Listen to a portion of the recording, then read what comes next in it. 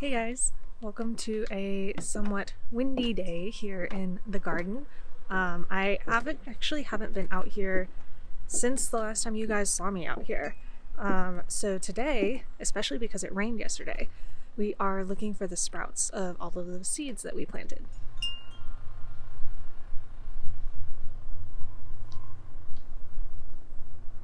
It is about 62 degrees out here, which is 15 Celsius, and it's not so bad. The nights have been a little cold, but overall, I don't think we've actually had any nights below freezing since the initial frost that killed everything.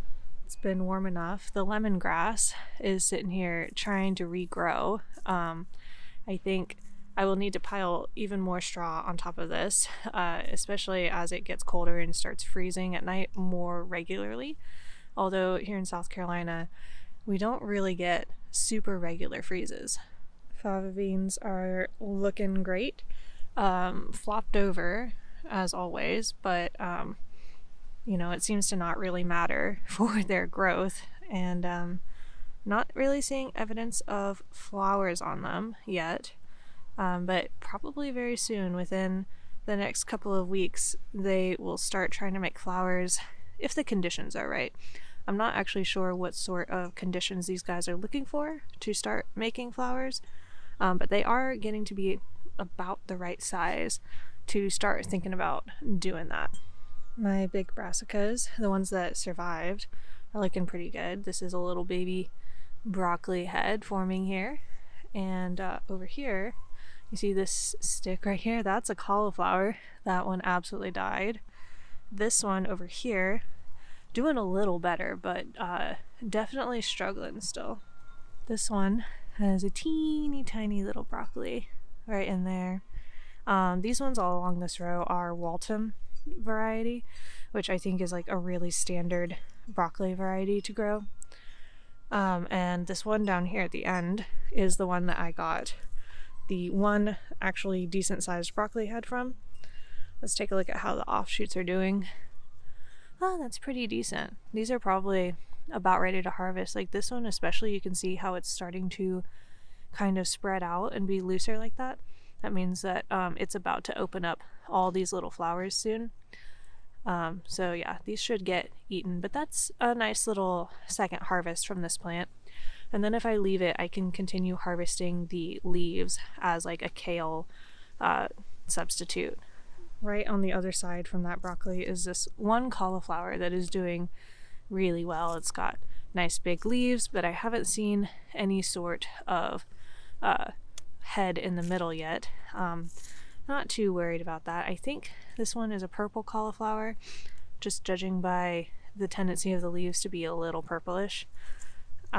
But I do also have some white cauliflowers in here, so hard for me to say exactly because I've had so much trouble growing things like this in the past. And in this environment, having these cold weather crops in an area where our weather, especially this time of year, is going to be bouncing between way too cold and way too warm, it's just stressful for the plants. And so things like broccolis and cauliflowers and even my Brussels sprouts I'm about to show you it's just not super ideal for them. So the fact that I'm getting anything at all, I think is really good. This whole section of Brussels sprouts, they look really healthy. But what I'm starting to see is as they're making sprouts, you see how that's really leafy? It's really open textured and they're still really small, but Brussels sprouts will often be open and loose and not those like tight little balls that you're used to seeing in the grocery store, if the temperatures have been weird, which they have, especially when it's been unseasonably warm for them. So I'm guessing that is what is happening here. This will still be totally edible, lovely leaf eating, but definitely won't be those nice tight Brussels sprouts, and I'll have to cook it differently because of that. Also, since it hasn't frozen again, some of my potatoes are coming back up. This is one that actually, I think the top of it didn't quite die back in the freeze because it was kind of covered over by more of this corn debris. But if we look all along here, let me get my shadow out of the way. That's a potato coming up, that's potato, that's potato. I think those might have been left over from the, oh, there's more potato there. That's potato there. I think, yeah, wow, there's actually a lot of potatoes in here now. I'm looking. I think these are all left over from things I didn't get out when I harvested potatoes from this in the spring. And these did not come up at all over the summer, and now suddenly they've decided they want to grow. I did not put any more potatoes back in here, but they want to be here apparently. Oh, here's one of the little lettuces I put in. Thank goodness it didn't dry out. That's actually 3 plants right there.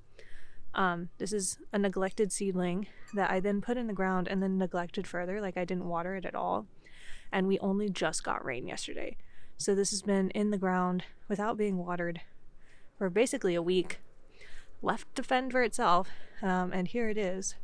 It's a pretty hardy little plant. This whole area here is where I planted more peas and I think fava beans. I don't see anything coming up yet. We do have the peas that were already here. These are dwarf, so they're supposed to stay small. A couple weeds coming up. Yeah, I don't see anything yet, but given that it didn't really rain until yesterday, I'm not super surprised. I was kind of expecting that they would stay in the somewhat dry ground until the rain came and kind of woke them up. All right, coming into this third row here, I still have my dead trellises. I do need to clear this off, but it's not super in the way of the peas. These peas are doing great. These are a variety that's supposed to get really quite tall. They're looking a little stunted these days. Like they were growing really fast and now they're growing much slower. You can see it's still putting on that new growth. So it's not like fully stunted, but definitely not the happiest plant I've seen. You can also see my peas always do this. This bottom section starts looking so dead, and then the top of it looks fine. And then this little section, it'll start turning brown and it'll be like the deadest looking vine you've ever seen with a productive head of peas at the top. So if you're seeing that with your peas, I don't know what that means, but my peas almost always do that. It's also really neat to see. This is where my nasturtium was. And these, I think, are some of the seeds that dropped sprouting again because it was so warm. Let's dig a little deeper. Oh, actually, this is bits of the vine coming back. Look at that. This didn't entirely die and it's trying to revive itself. How cool. That almost certainly will not last long though. Tonight it's supposed to get down to 37 Fahrenheit, which is pretty darn close to freezing. And that could change a few degrees. Like that's just what the weather service is predicting. I live in a bit of a valley, so it's likely going to be a little colder than that. So this baby nasturtium does not have a good chance. So quick look over here in the old pepper patch.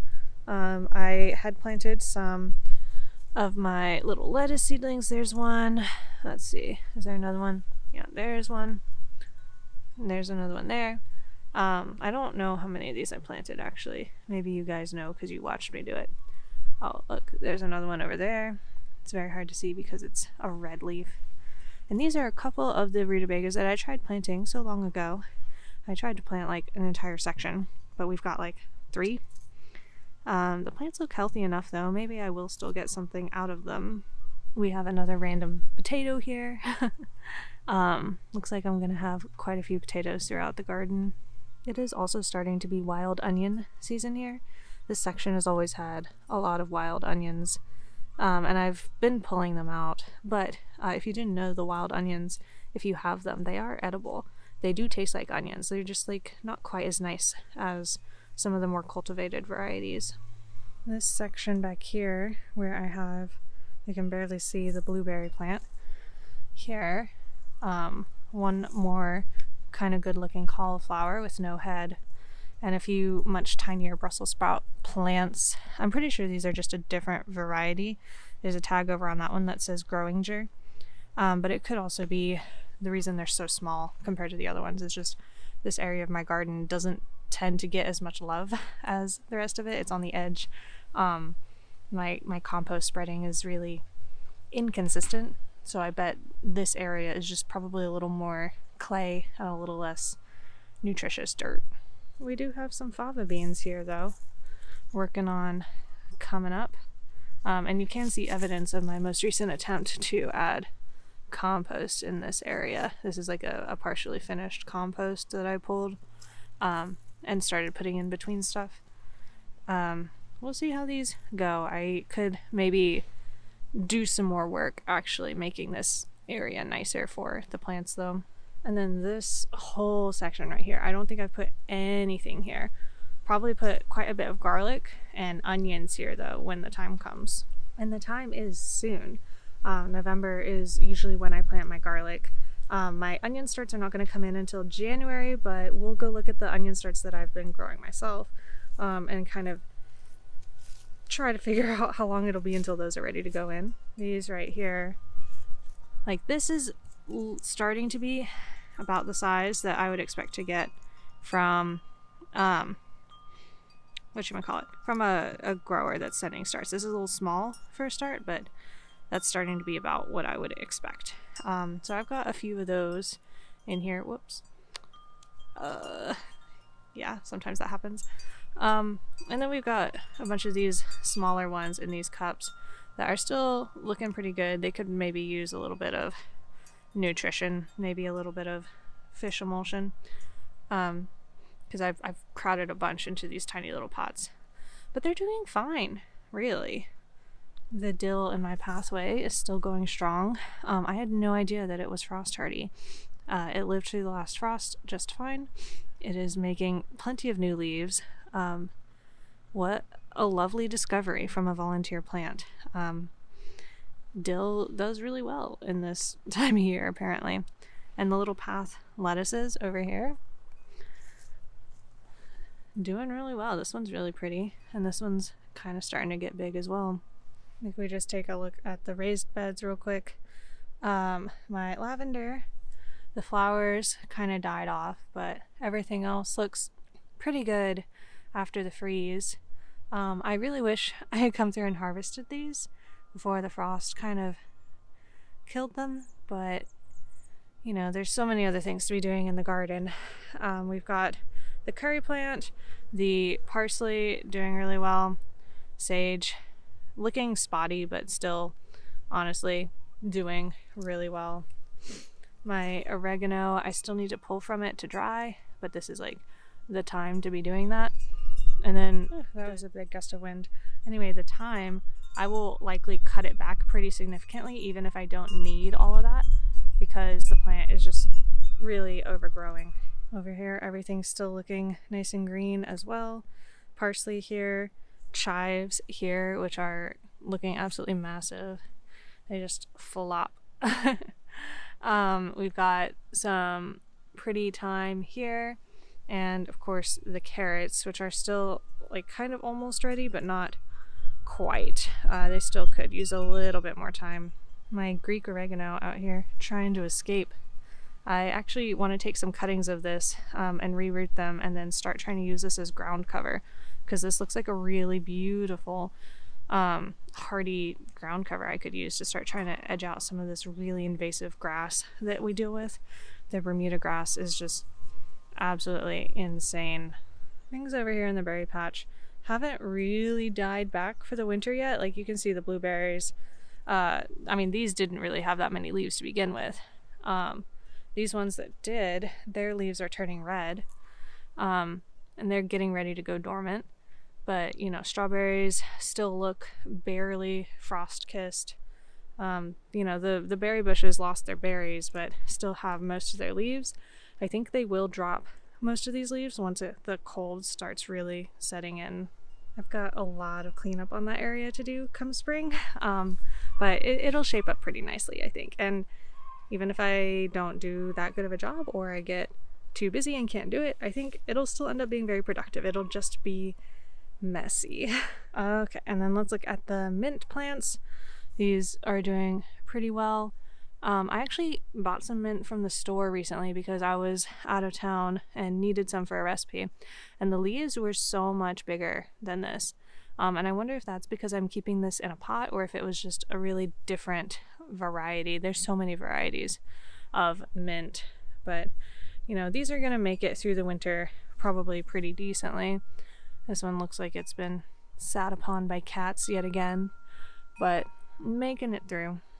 And then before we go, I want to introduce you to my newest little project. This is my worm bin.